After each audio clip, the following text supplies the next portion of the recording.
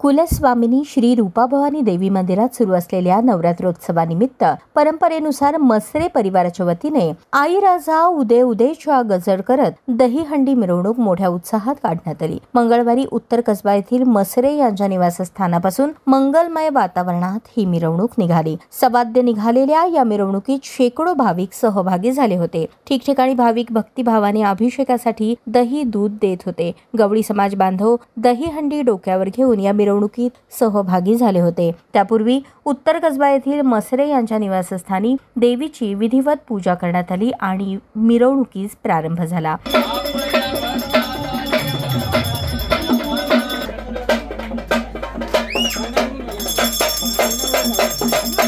ही मिरवणूक मसरे गल्ली येथून पुढे टिळक चौक, मधला मारुती, मंगळवारपेठ पोलीस चौकी, बलिदान चौक, रूपाभवानी चौक मार्गे वाजत गाजत श्री रूपाभवानी मंदिरात आली। या ठिकाणी देवीला विधिवत दही दुधाचा अभिषेक करण्यात आला। जय भवानी मंडळाच्या वतीने ढोल ताशांच्या गजरात या मिरवणुकीचे जल्लोषात स्वागत करण्यात आले।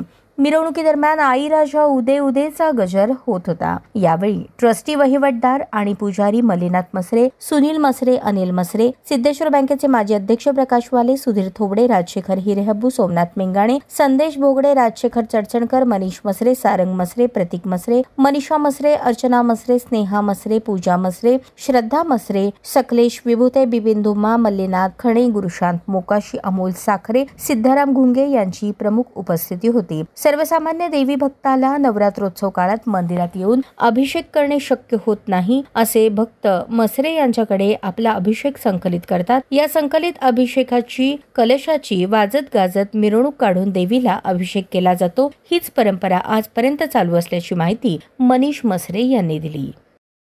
आज दिनांक 30 सप्टेंबर दुर्गाष्टमी, त्यानिमित्त श्री देवीची सकाळी पहाटे काकड आरतीने सुरुवात झाली। त्यानंतर सकाळी 9 वाजता देवीची महाअलंकार पूजा, दुधाचा अभिषेक, श्रीखंडाचा अभिषेक करून देवीची महापूजा करण्यात आली। त्यानंतर दुपारी 1 वाजता रूपाभवानी मंदिरमध्ये होम हवन करण्यात आला।